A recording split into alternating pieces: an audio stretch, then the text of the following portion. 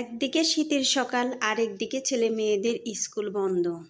তারপরেও কিন্তু সকালে উঠতে আমি একদমই আলসি করি না। তাহলে আমার সাথেই থাকেন। হ্যালো ফ্রেন্ডস, নমস্কার, গুড মর্নিং সবাইকে। ইলাস ভ্লগে স্বাগতম। কেমন আছেন সবাই? আশা করি ভগবানকে আমিও তো অনেক ভালো আছি আপনাদের আশীর্বাদ আর ভালোবাসায়।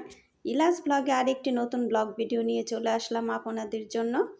আজকের ব্লগটি শুরু করছি এই যে বিছানাটা গুছিয়ে নিব, তারপরে যে একটু মোছামাছিও করে নিচ্ছি। এই খাটের পাশেই এদিক দিয়ে কিন্তু প্রচুর ময়লা পড়ে। কোথা থেকে যে এত ময়লা আসে তা বোঝাই যায় না।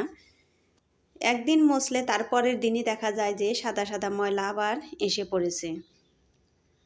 চারদিকে জানালা আটকানো থাকে, এখন তো শীতের দিন, চারদিকে জানালা আটকানো থাকে। একটু খুলে দেওয়া হয়, তারপরেই কিন্তু আবার আটকিয়ে দেওয়া হয়। তারপরেও এত ময়লা যে কই থেকে আসে বুঝতেই পারি না।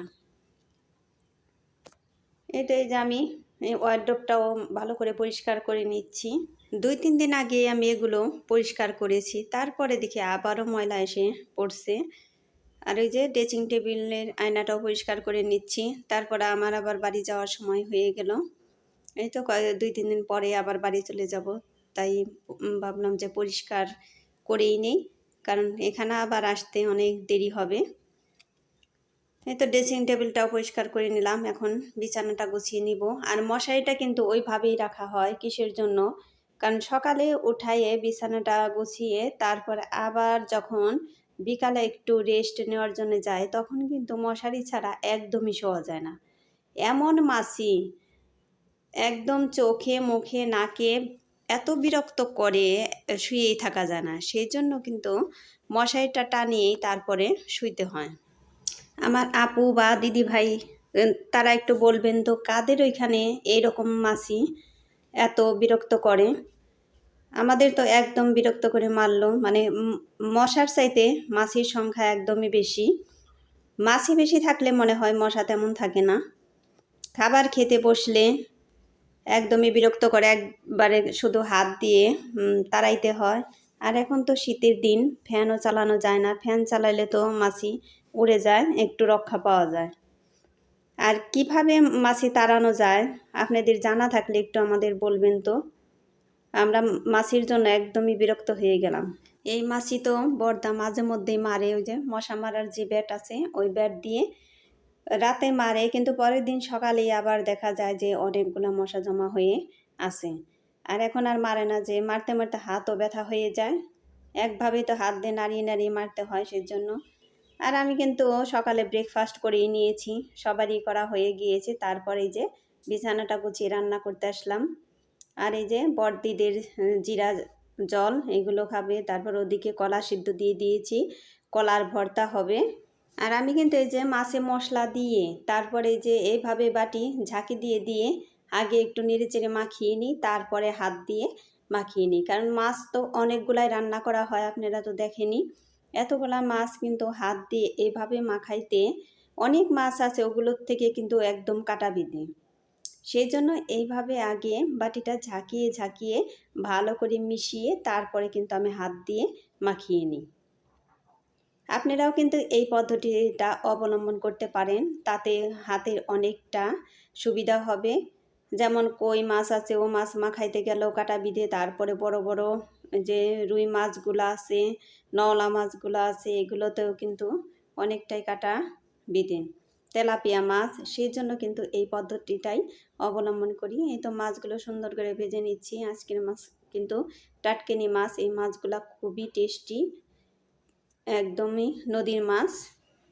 মাছ ভাজা হতে হতে কয়েকটা দিদি ভাই বা আপুদের কমেন্ট পড়ে নিই। সব কমেন্ট তো পড়া সম্ভব না একটা ভিডিওতে।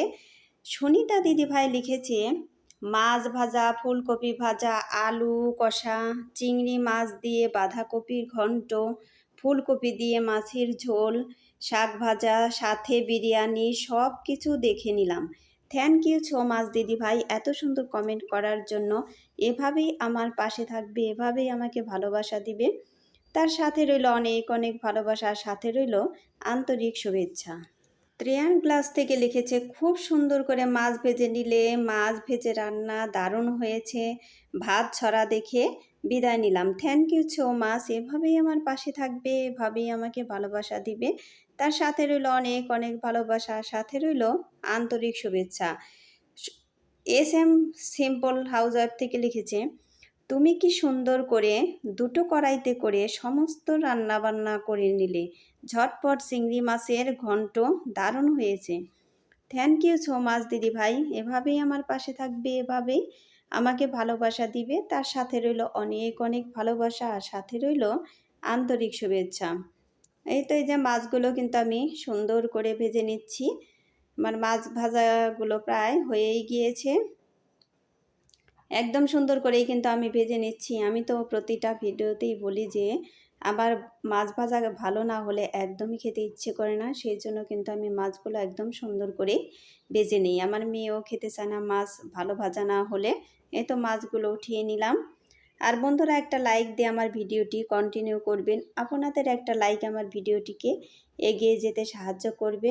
আর ভিডিওটি স্কিপ না করে পুরোটাই দেখবেন। আশা করি ভগবানের কৃপায় অনেক ভালোই লাগবে। আর আজকের মাছগুলো রান্না করব হলো আলু, মূলা, শিম, বেগুন দিয়ে। সেই জন্য আগে আমি আলু আর মূলা আর কাঁচামরিচ দিয়ে দিলাম। এগুলো আগে একটু ভালো করে ভেজে নিব। তারপরে এগুলো ভাজা হলে পরে শিম, বেগুন এগুলো দিয়ে দিব। আর এই তরকারিটা কিন্তু খুবই টেস্টি হয়েছিল। দেখেও মনে হবে যে দারুণ টেস্টি হবে। এই তো এগুলো ভাজা হয়ে গিয়েছে। তারপরে যে শিম, বেগুন এগুলো কিন্তু আমি দিয়ে দিলাম। তারপর মশলাগুলো দিয়ে সবগুলো সহই আমি ভালো করে ভেজে নিব। তারপর পরিমাণ মতো ঝোল দিয়ে দিব। আর বন্ধুরা, আমার চ্যানেলে নতুন হয়ে থাকলে একটা সাবস্ক্রাইব করে পাশে থাকা বেল আইকনে ক্লিক করে দিবেন। তাই নোটিফিকেশন চলে যাবে সবার আগে আপনার কাছে। আর বন্ধুরা, আমার যে কমিউনিটি পোস্ট দেওয়া আছে, যারা নতুন বন্ধু হবেন তারা ওইখানে কমেন্ট করে জানাবেন। তাই আমি বুঝতে পারবো যে আপনারা আমার নতুন বন্ধু হতে চলেছেন। এদিকে আবার কিন্তু আমি রসুন আর কাঁচামরিচ এগুলো ভেজে নিচ্ছি। তারপরে যে কালো জিরেও দিয়ে দিলাম। কালো জিরে দিয়ে কিন্তু দেরি করা যায় না, তাড়াতাড়ি হয়ে যায় ভাজা। আর এই যে দেখলেন তো যে কলা সিদ্ধ করে নিলাম। এই কলা দিয়ে ভর্তা হবে, চুচা সহই কিন্তু আমি বেটে নিয়েছি। আর এই যে তরকারিতে মাছগুলো দিয়ে দিয়েছি। এখন আবার হাই ফ্লেমে জাল দিয়ে তারপরে তরকারিতে জিরে গুঁড়ো দিয়ে নামিয়ে নেব। সুমি মণ্ডল এই দিদিভাই লিখেছে, অনেক রান্না বান্না করলে ছেলের পরীক্ষার জন্য বিরিয়ানি নিয়ে আসলো। সব মিলিয়ে খুব সুন্দর video. Thank you so much দিদিভাই। এভাবেই আমার পাশে থাকবে, এভাবে আমাকে ভালোবাসা দিবে। তার সাথে রইল অনেক অনেক ভালোবাসা, সাথে রইল আন্তরিক শুভেচ্ছা। সাফি ভাইয়া লিখেছে, দেখে নিলাম পুরো ভিডিও, কত কিছু রান্না, দারুণ। থ্যাংক ইউ সো মাচ ভাইয়া। এভাবেই আমার পাশে থাকবেন, এভাবেই আমাকে ভালোবাসা দিবেন। তার সাথে রইল অনেক অনেক ভালোবাসা, আর সাথে রইল আন্তরিক শুভেচ্ছা। আর এই যেখানে কিন্তু আমি বেগুনগুলো ভেজে নিচ্ছি। বেগুনে পোকা ছিল, সেই জন্য সাইজ মতো কাটতে পারি নাই, এইভাবেই কাটা হয়েছে। আর এই বেগুন ভাজা তো খেতে খুবই টেস্টি, এটা তো সবাই জানেন। শ্যামলী দিদিভাই লিখেছে, খুব ভালো লাগলো দিদিভাই ভিডিওটা, তুমি খুব সুন্দর রান্না বান্না করো। থ্যাংক ইউ সো মাচ দিদিভাই। এভাবেই আমার পাশে থাকবেন, এভাবে আমাকে ভালোবাসা দিবেন। তার সাথে রইল অনেক অনেক ভালোবাসা, সাথে রইল আন্তরিক শুভেচ্ছা। আর এই যে কলাগুলো কিন্তু বেটে নিয়ে তারপরে যে সর্ষার তেলে এখন একটু ভেজে নিব। আর এই কালো জিরে, রসুন, কাঁচামরিচ এগুলো যে বেটে নেওয়া হয়েছে এগুলো কিন্তু আমি একটু পরে মিশিয়ে দিব। আগে এগুলো নাড়াচাড়া করে একটু ভেজে নিব, তা না হলে তো বেশি টেস্টি লাগবে না। আর সরিষার তেলে কিন্তু এগুলো ভাজতে হবে, সয়াবিন তেলে ভাজলে কিন্তু বেশি টেস্টি হবে না। তারপর ভর্তাটা কিন্তু খুবই টেস্টি হয়েছিল। আর এই যেগুলো বাজার সদাই এগুলো গুছিয়ে নিয়েছি সুন্দর করে। আর এই যে কচুরলতি এগুলো কিন্তু শাশুড়ি মা এগুলো কেটে রাখবেন।